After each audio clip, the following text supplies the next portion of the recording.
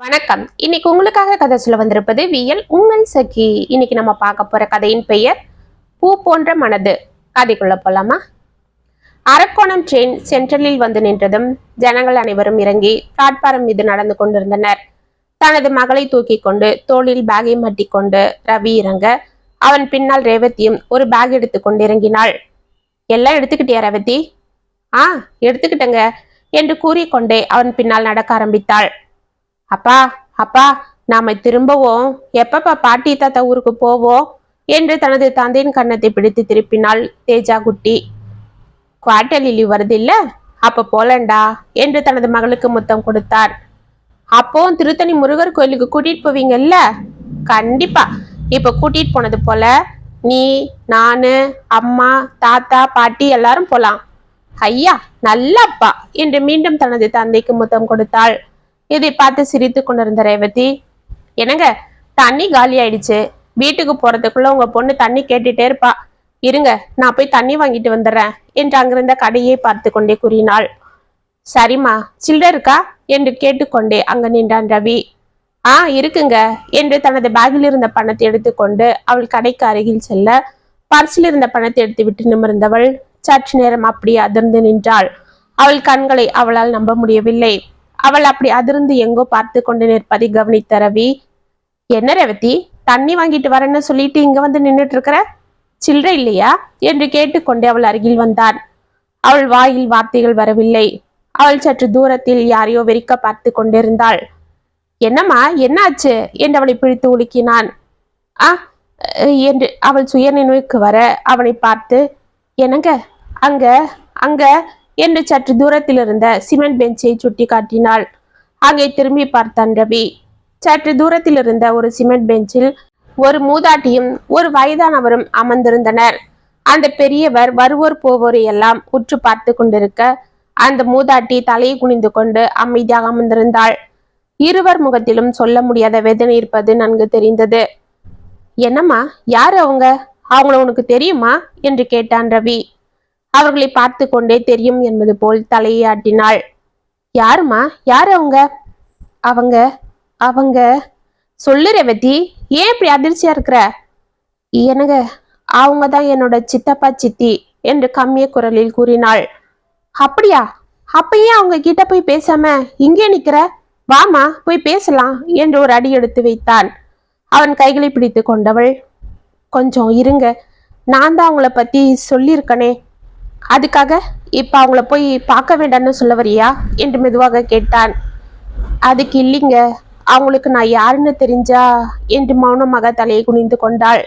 அவளை பரிதாபமாக பார்த்தவன் சற்று நேரம் யோசித்து விட்டு, சரிம்மா, எனக்கு உன்னோட சூழ்நிலை புரியுது, இப்பத்திக்கு நம்ம யாரு என்ன ஏதுன்னு சொல்லிக்க வேண்டாம், அவங்கள சாதாரணமா விசாரிப்போம், அவங்க ஏன் இங்க வந்து உக்காந்துட்டு இருக்காங்கன்னு கேட்டு பார்ப்போம், பாவம் வழி ஏதாவது தெரியாம தவிக்கிறாங்களான்னு தெரியல, பேசி பார்ப்போம் வா என்று அவன் அருகில் செல்ல அப்பொழுது அந்த மூதாட்டி தனது கணவருடன் பேசியது அவர்கள் காதில் விழுந்தது.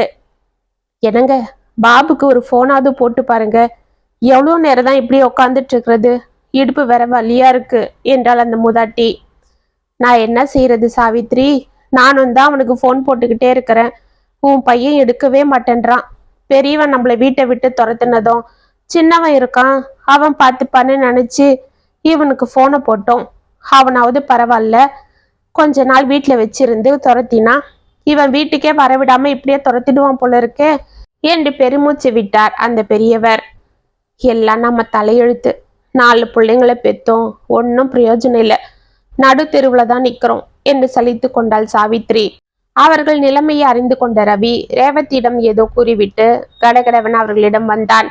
அவனை உற்று பார்த்து கொண்டிருந்த பெரியவர் மெதுவாக எழுந்து நின்றார். ஐயா, நீங்க தான் பாபுவோட அப்பா அம்மாவா என்று கேட்டான். இருவர் முகமும் மலர்ந்தது. ஆமாம் தம்பி, நான் தான் அவனோட அப்பா நடராஜ், இது என் மனைவி சாவித்ரி. தம்பி நீங்க? ஐயா, பாபுவோட ஃப்ரெண்டு நானு, என் பேரு ரவி, இது என்னோட மனைவி ரோஜா, இது என்னோட பொண்ணு தேஜா. பாபு ஏதோ அவசர வேலையா குடும்பத்தோட மும்பைக்கு போயிட்டானா. அப்படியா என்று அலறினர் இருவரும். ஆமா, அதனால தான் எனக்கு ஃபோன் போட்டு உங்களை கூட்டிட்டு போய் ஒரு வாரம் பார்த்துக்கடா, நான் வந்து அவங்கள கூப்பிட்டுக்கிறேன்னு சொன்னான். நாங்க அரக்கோணம் போயிட்டு வந்துட்டு இருக்கும் போதுதான் ஃபோன் போட்டான். நல்ல வேளை நாங்க உங்களை கண்டுபிடிச்சிட்டோம் என்றான் ரவி. அப்படியா? இது எங்க கிட்ட போன் போட்டு சொல்லியிருக்கலாமேப்பா, நாங்க பயந்துட்டோம். இந்த ஊர் தெரியாத ஊர்ல நாங்க எங்க போய் என்ன பண்றதுன்னே தெரியாம அவதிப்பட்டுட்டோம் என்று கூறிக்கொண்டே எழுந்த சாவித்ரி, அம்மாடி உன் பேரு என்ன சொன்ன என்று கேட்டுக்கொண்டே ரேவதியை அன்போடு பார்த்தாள். என் பேரு ரோஜா என்றால் தடுமாறிக்கொண்டு. அப்படியா, அழகான பேரு. அம்மாடி தங்கம் என்று ரவியின் கையில் இருந்த தேஜாவை கன்னத்தில் கிள்ளி முத்தம் கொடுத்தாள். சரி வாங்கப்பா போலாம் என்று அவர்கள் கையில் இருந்த பெட்டியை வாங்கி கொண்டான் ரவி. வாங்கம்மா என்று சாவித்திரி அணைத்தபடி அழைத்து சென்றாள் ரேவதி. நடராஜனும் சாவித்திரியும் அவர்களை பார்த்தபடி நடந்து கொண்டிருந்தனர். ரேவதி பூட்டை திறந்து அவர்களை உள்ளே அழைக்க இருவரும் அந்த வீட்டை பார்த்து கொண்டு உள்ளே மெதுவாக சென்றனர். ஆஹா, வீட்டை நல்லா வச்சிட்டு இருக்கேம்மா. ஆமா, நீங்க 3 பேர் தான் இருக்கீங்களா என்று கேட்டுக்கொண்டே வீட்டை சுற்றி பார்த்து கொண்டிருந்தாள் சாவித்ரி. ஆமாம்மா, எங்க அத்தையும் மாமாவும் அரக்கோணத்துல இருக்காங்க, இப்ப அங்கதான் போயிட்டு வரோம் என்றாள் ரேவதி அவர்களுக்கு தண்ணீர் எடுத்து வந்து கொடுத்து கொண்டு. நடராஜன் அந்த தண்ணீரை வாங்கி கொண்டு சோஃபாவில் அமர சாவித்திரி அவர் காலடியில் கீழே அமர்ந்து கொண்டு தேஜாவை அழைத்து மடியில் வைத்து கொண்டாள். ரவி இதற்குள் பெட்டிகளை எல்லாம் டாக்ஸியில் இருந்து கொண்டு வந்து உள்ளே வைக்க, ஆமா தம்பி, உங்க அம்மா அப்பாலாம் ஏன் உங்க கூட இல்லாம தனியா இருக்காங்க என்று கேட்டாள் சாவித்ரி. எங்க அப்பா அங்க போஸ்ட் ஆபீஸ்ல வேலை பாக்குறாருமா, இந்த வருஷம்தான் ரிட்டையர்ட் ஆகுறாரு. அதுக்கப்புறம் எங்க கூட வந்துடுவாங்க. அதுவரை நாங்க போய் பார்த்துட்டு இருக்கோம். இங்க நாங்க 2 பேரும் வேலைக்கு போறதால எங்களால அங்க இருந்து வர முடியாது, அதுக்குதான் நாங்க இங்க இருக்கோம் என்றான் ரவி. அப்படியா, பரவாயில்ல தம்பி, நீங்க இங்க இருந்தாலும் இப்படி அடிக்கடி போய் அப்பா அம்மாவை பார்த்துட்டு வர்றீங்களே, அது போதும்பா, பெத்தவங்க மனசு குளிர்ந்துடாது என்றார் நடராஜன். சரிப்பா, நீங்க உள்ள போய் ரெஸ்ட் எடுங்க, நான் போய் டிஃபன் வாங்கிட்டு வந்துடுறேன். ரோஜா, உள்ள இருந்து பை கொண்டாமா, நான் போயிட்டு வந்துடுறேன். அப்பா அம்மாக்கு வெந்நீர் போடு, அவங்க குளிக்கட்டும் என்று உள்ளே எட்டி பார்த்து குரல் கொடுத்தான். எல்லாம் போட்டு வச்சுட்டேங்க, இந்தாங்க நீங்க போய் சீக்கிரமா டிஃபன் வாங்கிட்டு வந்துடுங்க என்று கூறிக்கொண்டே அவனுக்கு பையை கொண்டு வந்து கொடுத்தாள். நடராஜனும் சாவித்திரியும் அவர்களை அன்போடு பார்த்து கொண்டே மனதில் பூரித்து போயினர். பிறகு இருவரும் குளித்து முடித்து விட்டு வருவதற்குள் ரவி அனைவருக்கும் டிஃபன் வாங்கி வந்திட அனைவரும் சாப்பிட்டதும் ரேவதி அவர்களுக்கு தனி அறையில் படுக்கை போட்டு கொடுத்து ஏசி ஆன் செய்து அவளுக்கு ஒரு பாட்டிலில் தண்ணீரும் கொண்டு வந்து வைத்தாள். அம்மா, உங்களுக்கு எதனா வேணுமா என்று சாவித்திரியை கேட்டாள். அவளை அன்போடு பார்த்து கொண்டிருந்த சாவித்திரி, அதெல்லாம் ஒன்றும் வேண்டாம் கண்ணு, இப்பவே நீ பெத்த மகளாட்டம் எல்லாம் பார்த்து பார்த்து செஞ்சு வச்சிருக்க. சரிடா கண்ணு, காலையில நீ ஆபீஸுக்கு போகணுமா? ஆமாம்மா. அப்பனா என்னை எழுப்பி விடுமா, நான் உனக்கு கூட மாட சமைக்க உதவி செய்யறேன். சரிம்மா, பார்த்துக்கலாம், நீங்க நல்லா ரெஸ்ட் எடுங்க என்று சிரித்து கொண்டே லைட்டை ஆஃப் செய்து நைட் பல்பை போட்டுவிட்டு வெளியே சென்றாள். ரவி ரேவதியை பற்றி தனது கணவரிடம் சற்று நேரம் பெருமையாக பேசிக் கொண்டிருந்த சாவித்ரி கீழே பாயில் படுத்து தூங்கிவிட நடராஜன் கட்டிலில் படுத்துக்கொண்டு கண்களை மூடினார். ரேவதி அவர்கள் அறைக்கு சென்று மெதுவாக கட்டிலில் படுத்துக்கொண்டாள். அருகே ரவியும் தேஜாவும் நன்கு தூங்கிக் கொண்டிருந்தனர். அவர்களுக்கு போர்த்துவிட்டு மெதுவாக திரும்பினாள். அவளுக்கு தூக்கம் வரவில்லை. அவள் கண்கள் எங்கோ மேலே பார்த்து கொண்டிருக்க அவள் உள்ளம் பழைய நினைவுகளை புரட்டி போட்டு கொண்டிருந்தது. என்னப்பா இது, புருஷனை பொண்டாட்டியும் ஒரே நேரத்துல இந்த பொண்ணை அனாதையா விட்டுட்டு போயிட்டாங்க, இப்ப இந்த குழந்தைய என்ன செய்யறது என்று ஒரு பெரியவர் கேட்க, என்ன செய்யறது, அதுதான் உங்க சித்தப்பா இருக்காரு இல்ல, அவருதான் கூட்டிட்டு போய் பார்க்கணும், நாம என்ன செய்ய முடியும் என்றார் ஒரு முதியவர். தனது தாய் தந்தை போட்டோவின் அருகே அமர்ந்து கொண்டு அழுது கொண்டிருந்த ரேவதியை முறைத்து பார்த்தாள் சாவித்ரி. அவள் முகத்தில் எள்ளும் கொள்ளும் வெடித்தது. நடராஜன் எதுவும் பேசாமல் அமைதியாக தலையை குனிந்து கொண்டு அமர்ந்திருந்தார்.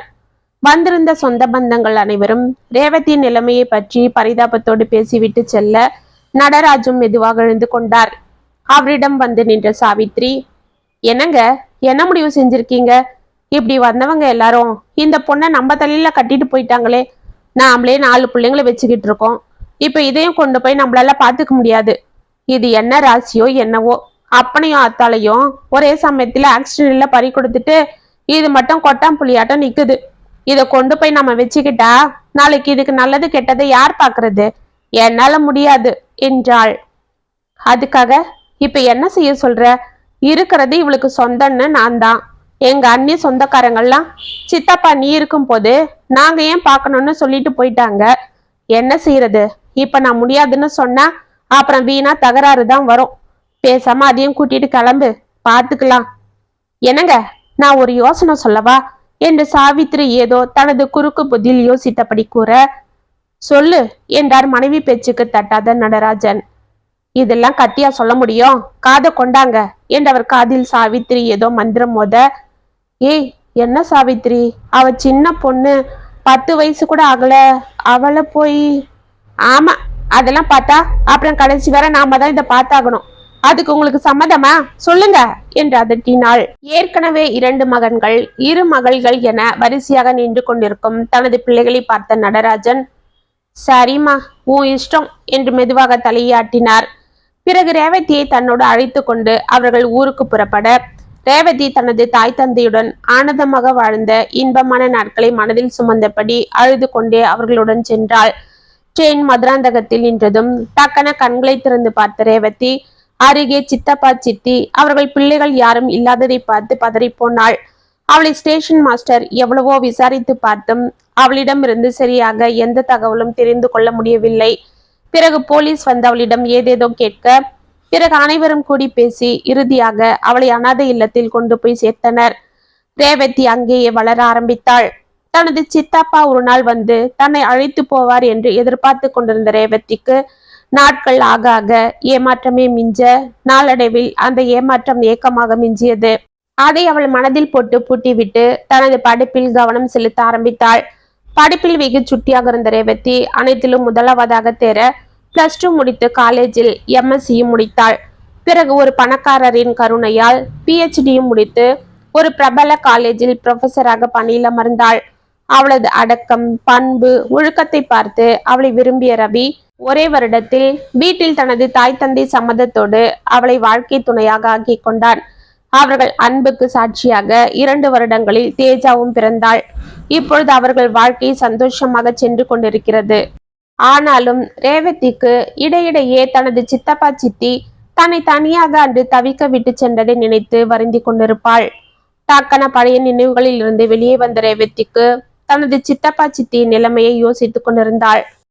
என் அன்னைக்கு தனியா தவிக்க விட்டுட்டு போன சித்தப்பாவை நினைச்சு நான் எத்தனையோ நாள் கோவப்பட்டிருக்கேன்.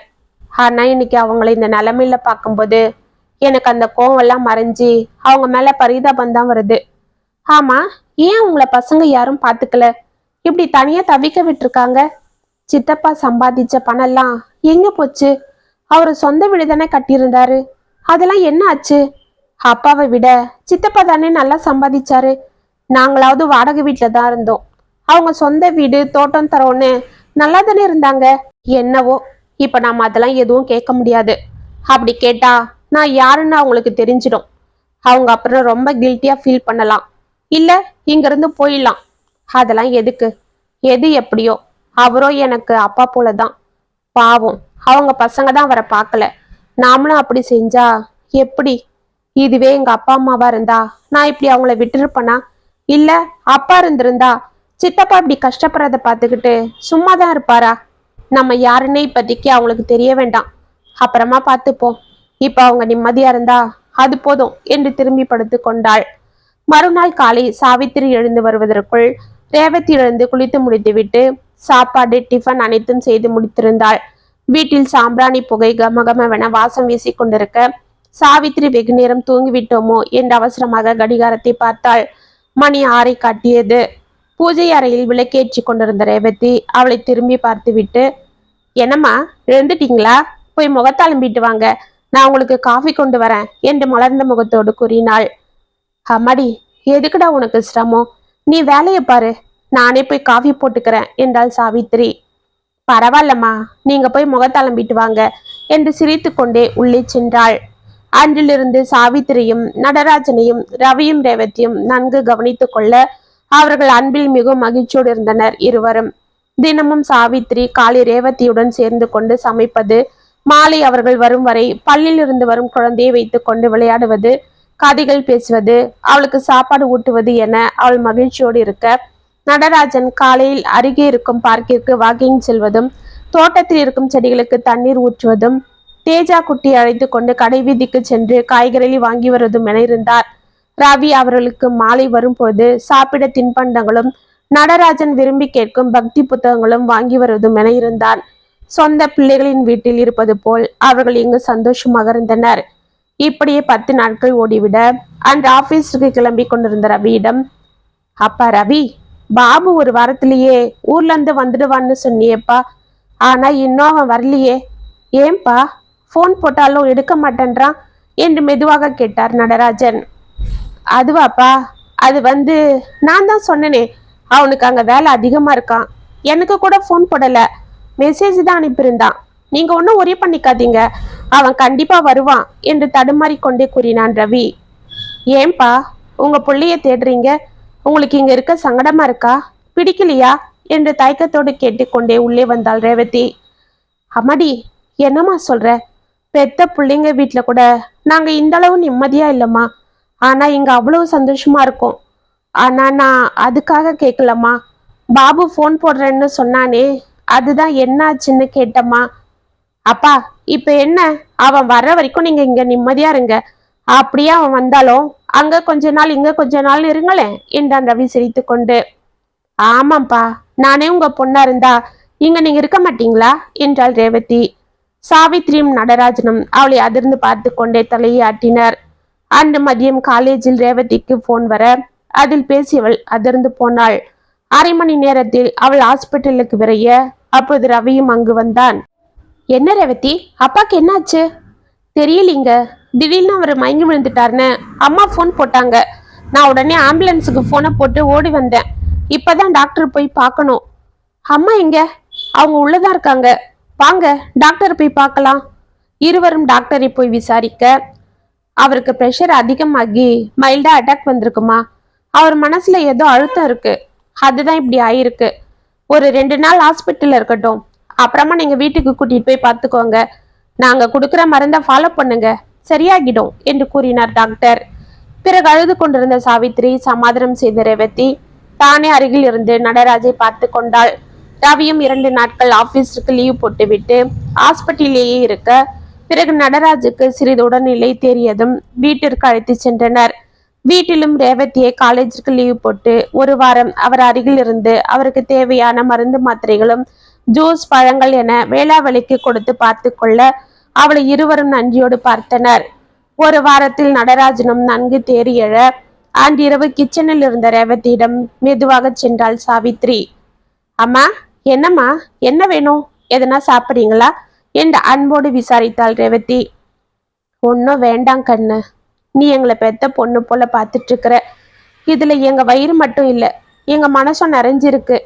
நீ தீர்க்க சுமங்கலியா நீண்ட ஆயுளோட புருஷன் புள்ள குட்டியோட சந்தோஷமா வாழணும் என்றவள் தலையில் கையை வைத்து மனமுருகி ஆசிர்வதித்தாள் சாவித்ரி. அம்மா, என்னம்மா, என்னாச்சு? ஏன் இன்னைக்கு ஒரு மாதிரி பேசுறீங்க என்று கேட்டாள் ரேவதி. ஒன்னும் இல்லம்மா, ஏதோ கிட்ட கொஞ்ச நேரம் பேசின போல இருந்தது, அதுதான் வந்தேன். சரிடா கண்ணு, நீ வேலையை பாரு, நான் அவருக்கு மருந்து கொடுத்துட்டு வரேன் என்று தனது அறைக்கு சென்றாள் சாவித்ரி. அங்கே நடராஜன் ரவியின் கை பிடித்து கொண்டு கண்ணீர் மல்க பேசி கொண்டிருப்பதை பார்த்தாள். தம்பி, ரோஜா ரொம்ப தங்கமான பொண்ணுப்பா. அவளை நாங்க எங்க வயிற்றுல சுமந்து பெத்தெடுக்கிற பாக்கியம் கிடைக்கலையேன்னு நாங்க தவிச்சிட்டு இருக்கோம். அந்த குழந்தைய காலம் புறா நீ பத்திரமா பார்த்துக்கணும்ப்பா. நீங்க குழந்தை குட்டியோட நல்லா இருக்கணும் என்று கூறிக்கொண்டிருந்தார். ஏன்பா, எதுக்கு திடீர்னு இப்படி பேசுறீங்க? உங்களுக்கு உங்க பசங்க ஞாபகம் வந்துடுச்சா? சொல்லுங்கப்பா, நான் வேணா நேர்ல போய் கூட அவங்கள கூட்டிட்டு வரேன் என்றான் ரவி.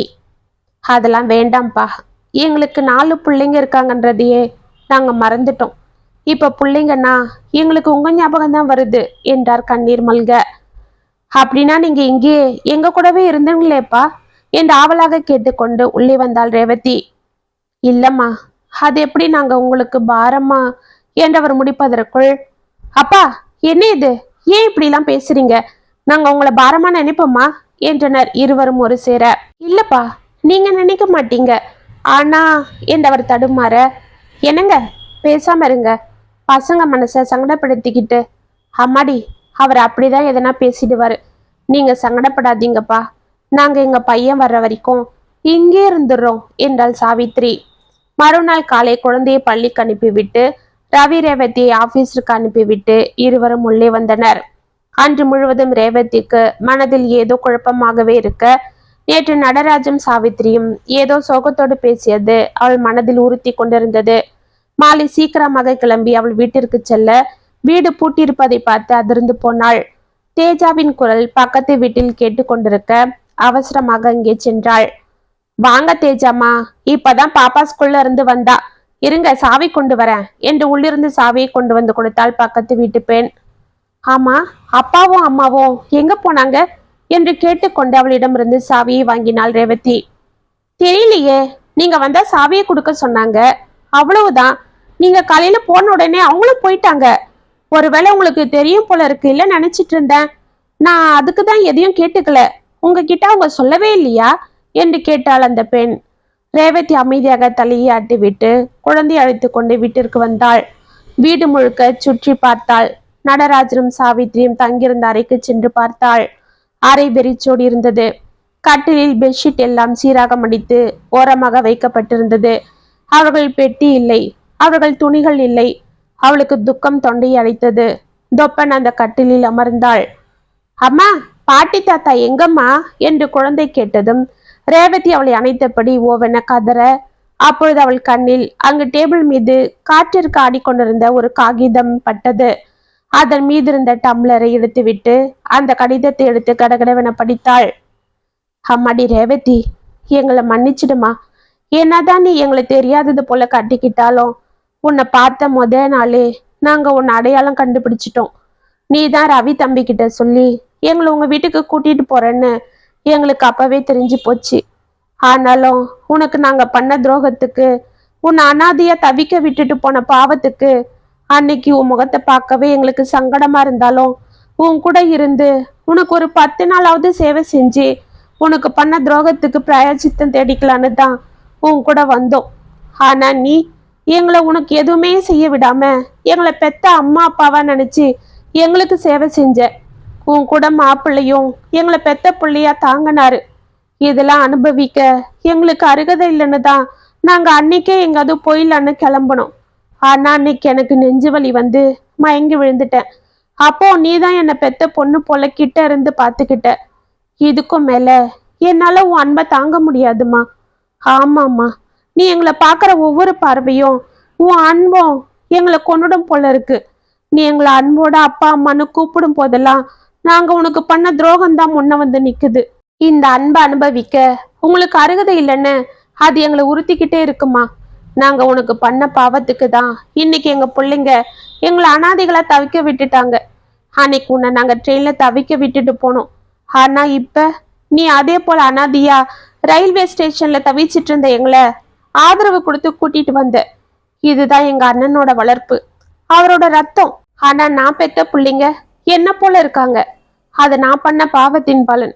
அம்மாடி, நீ பேரை மாத்தி வச்சுக்கிட்டாலும் உன் குணத்தை மாத்த முடியாதுமா. உன் பேரை ரோஜான்னு சொன்னேன், ஆனாலும் அது உனக்கு பொருந்தும். ராசாத்தி, உன் பூ போன்ற மனசுக்கு ஏத்த பேருதாமா அது. அம்மாடி, எங்களை நீங்க தேடாதீங்க. நாங்க ஆண்டவன் விட்ட வழியில போறோம். இனியும் நாங்க உனக்கு பாரமா இருக்க விரும்பல. புனிதமான துளசி செடிங்க நடுவுல கள்ளி செடிங்க இருக்க கூடாதுமா. நாங்க கள்ளி செடிங்க. ஒரு பிஞ்ச குழந்தைய அனாதரவா தவிக்க விட்ட பாவிங்க. தயவு செஞ்சு எங்களை அப்படியே விட்டுடுங்க. திரும்ப எங்களை தேடி பிடிச்சு உங்ககிட்ட கூட்டிட்டு வர முயற்சி பண்ணாதீங்க. உன்னோட அன்போட சக்திய எங்களால தாங்க முடியாதுமா. எங்களை எங்க மனசாட்சியை தினம் கொன்னுடும். அதனால எங்களை தேடாதீங்க. நாங்க எங்க இருந்தாலும் எங்க மனசு உங்களை சுத்தி தான் இருக்கும். இனிமே என் கடைசி மூச்சு இருக்கிற வரைக்கும் நான் உனக்காக தான் வேண்டிட்டு இருக்க போறேன். அந்த ஆண்டவன் அருளால உனக்கு நல்ல வாழ்க்கை அமைஞ்சிருக்கு. நீ சந்தோஷமா புருஷன் குழந்தை குட்டியோட நல்லா வாழணும்மா என்று எழுதியிருந்தார் ரேவதியின் சித்தப்பா நடராஜன். அந்த கடிதத்தை முகத்தில் புதைத்து கொண்டு அவள் கண்ணீர் வடித்தாலும் தனது கணவன் வந்ததும் அவளிடம் கூறி அவர்களை எப்படியாவது கண்டுபிடித்து அழைத்து வந்து விடலாம் என்று மனதார நம்பினாள். நாமும் அவள் ஆசை நிறைவேற இறைவனை வேண்டுவோம். இத்துடன் பூ போன்ற மனது கதை முற்றும். உங்களுக்காக நான் எழுதின இந்த கதை உங்களுக்கு பிடிச்சிருந்தா கமெண்ட்ஸ்ல சொல்லுங்க, லைக் பண்ணுங்க, ஷேர் பண்ணுங்க, மறக்காம சப்ஸ்கிரைப் பண்ணிக்கோங்க. மீண்டும் நாளைக்கு வேற ஒரு சுவாரஸ்யமான கதையோட உங்களை சந்திக்கிறேன். அது வரைக்கும் இனிப்பிலே இருங்க. இப்படிக்கே வியல் உங்கள் சகி.